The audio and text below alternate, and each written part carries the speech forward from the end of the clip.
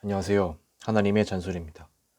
오늘의 기독교 책 리뷰는 매일 아침 소망 한 모금이라는 제목의 책입니다. 제가 이 책을 읽고서 저에게 특별히 와닿았던 밑줄 친 부분들을 보면서 리뷰를 진행하도록 하겠습니다. 먼저 목차입니다. 목차의 구성은 각각의 소주제로 구성이 되어 있고요. 그 소주제에 대한 한두 페이지 정도의 글들로 구성이 되어 있습니다. 우리의 하나님 여호와께서는 불의함도 없으시고 치우침도 없으시고 뇌물을 받는 일도 없으시니라 하니라. 제가 이 구절을 읽고서 가장 먼저 든 생각은 제가 하나님께 드리는 헌금이 이 뇌물로 변질된 건 아닐까라는 생각이 가장 먼저 들더라고요. 하나님께 지금 뇌물을 드리고 있는 거 아닌가, 뭐 잘되게 해주세요, 뭐 하게 해주세요 라는 이런 뇌물이 아닐까. 다시 한번 헌금의 본질에 대해서 깊이 생각을 해보았습니다. 좋은 나라는 정치나 경제로만 되는 것이 아닙니다. 백성의 양심이 살면 나라가 살고, 양심이 죽으면 나라가 흔들립니다. 나라의 위기는 백성이 양심을 잃어버린 데 있습니다. 요즘 뉴스를 보면 참 시끄럽죠. 온갖 양심을 버린 행동들이 뉴스에 드러나기 시작하면서 나라가 참 혼란스러운데, 대한민국의 국민들이 얼른 빨리 양심을 찾아서 하나님께 또 진심으로 회개하는 나라가 되었으면 좋겠습니다. 이 부분은 제가 최근에 오늘의 묵상에서 올린 부분입니다. 이 책을 통해서 오늘의 묵상에 올리게 되었고요. 다시 한번 읽어보도록 하겠습니다.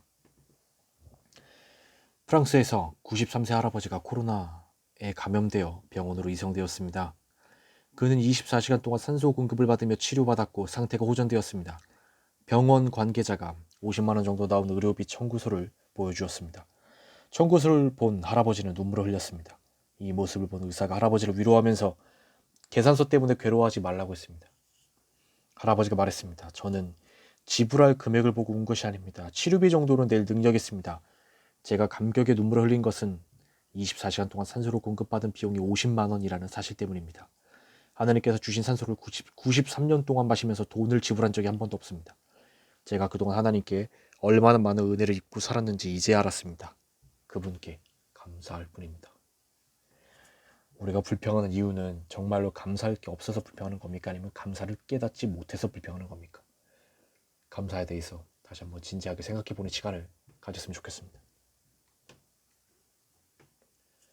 고통과 아픔의 시간은 귀로만 들었던 엘샤다이 전능하신 하나님을 우리가 직접 만나고 체험할 귀한 기회가 될 것입니다.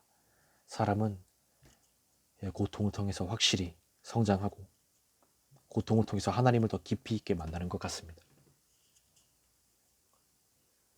변질과 변화는 비슷한 것 같지만 전혀 다른 의미입니다. 변질은 성질이 달라져서 나쁘게 변하는 것이고 변화는 좋게 되는 것입니다. 밥이 쉬는 것은 변질입니다. 그러나 밥이 식혜가 되는 것은 변화입니다. 요즘 내 모습이 변하고 있는 것이 변질인지 변화인지 진지하게 한번 생각해 봤으면 좋겠습니다. 어떤 땅이든 3년만 비가 오지 않으면 사막이 된다고 합니다. 사람도 마찬가지입니다. 우리 인생의 거룩한 생수가 끊기면 그 심령은 금방 황폐한 사막이 될 것입니다. 하나님과 함께 걸으면 그곳이 이집트든 광야든 가나안이든 중요하지 않습니다. 사랑하는 사람과 함께라면 무엇을 먹어도 어디를 가도 무엇을 해도 행복한 것처럼 말입니다. 우리가 관심 가져야 할 것은 속도가 아니라 밀도입니다.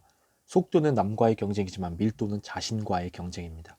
속도는 빨리 가는 방법에 관심이 많은 반면 밀도는 내면에 결핍된 욕구를 채우는 데 의미를 부여합니다. 내 영성의 밀도가 온전히 채워지지 않으면 그 어떤 성공도 성취도 해로운 것에 불과합니다. 과연 내 영적인 밀도는 어느 정도가 될까 생각을 해봤습니다. 예수님은 바쁜 사역 사이사이에 꼭 시간을 두어 기도하시며 하나님과의 밀도의 시간을 가지셨습니다. 이 밀도의 기도 시간이 병자를 치유하고 사람을 살리는 예수님의 능력이 되었습니다. 오늘도 하나님과의 깊은 밀도의 시간을 갖고 하나님의 임재를 경험하며 세상 속에서 능력 있게 살아가야 합니다. 하나님은 이스라엘 백성이 홍해를 건넌 후에 닫으셨습니다. 이집트로 돌아가지 말라는 것입니다. 요단강을 건넌 후에도 요단강을 닫으셨습니다. 이제는 아픔 있는 광야로 돌아가지 말라는 것입니다. 약속의 땅으로 새로운 삶으로 가라는 것입니다. 그러나 이스라엘 백성은 힘든 상황만 되면 트라우마를 가진 사람들처럼 과거에 머무르려 합니다. 우리는 결코 되돌아갈 수가 없습니다. 시간의 주인이신 하나님께서 우리의 과거에 마침표를 찍으셨기 때문입니다. 하나님은 수많은 시대 속에서 새 일을 행하셨고 광야의 길과 사막의 강을 메셨습니다. 더 이상 우리 예전 습관으로 돌아가지 맙시다.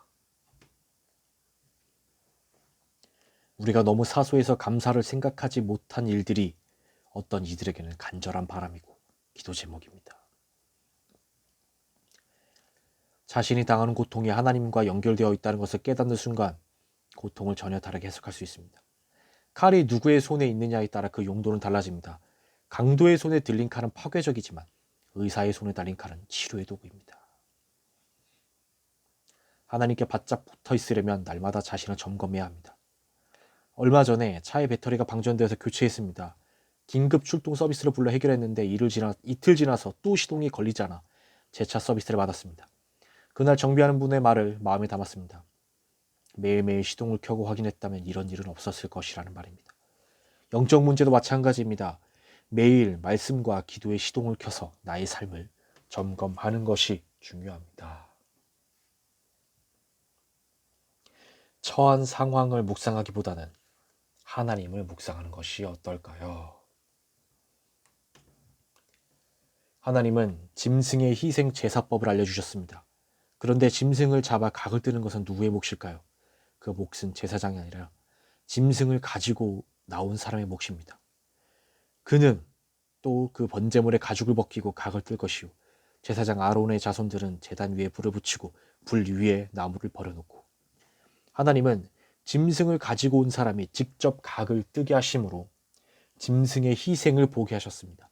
그러므로 죄에 대한 경각심과 두려움, 나아가 용서의 은혜가 얼마나 큰 것인지를 체험하게 하신 것입니다.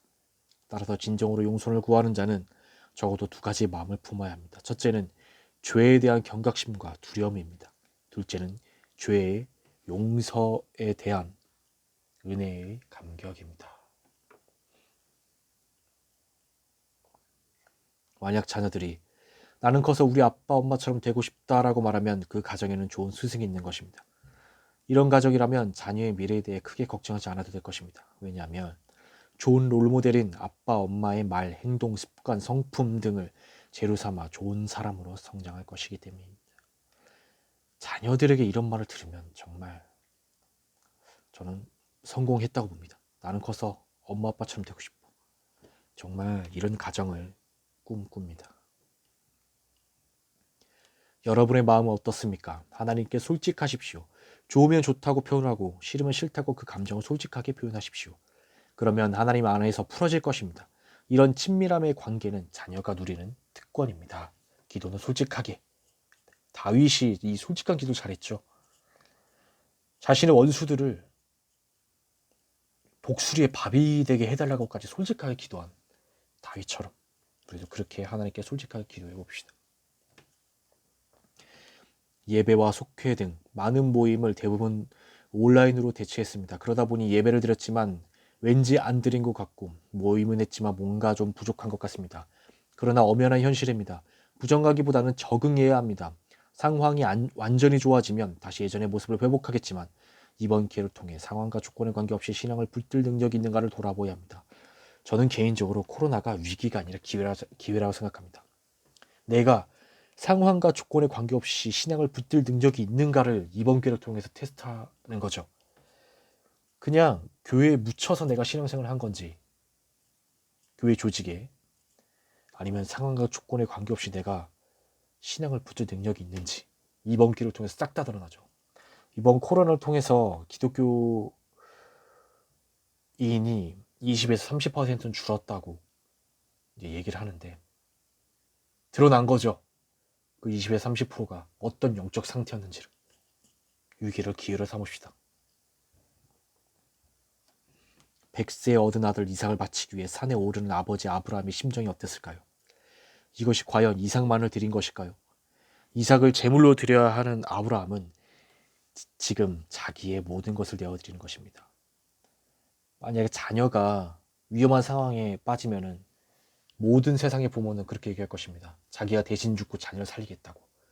그 자녀를 제물로 바치겠다는 지금 아브라함은 아들을 바친다는 지금 개념뿐만이 아니라 자기 자신을 하나님께 드리겠다는 겁니다. 나의 전부, 나의 전부를 하나님께 드리겠다는 이 고백입니다. 우리가 진정해야 될 것은 나의 전부를 하나님께 드리는 일일 겁니다. 네, 오늘의 리뷰는 여기까지입니다. 다시 한번 책 제목을 말씀드리면 매일 아침 소망 한 모금이라는 책이고요. 여기에 이제 많은 예화들도 있는데 정말 많이 배웠습니다. 정말로 깨달은 부분도 많고, 오늘의 리뷰가 도움이 되셨다면 이 책은 구매를 하셔서 한번 읽어보시는 것을 추천드리도록 하겠습니다. 오늘의 리뷰를 마치겠습니다. 감사합니다.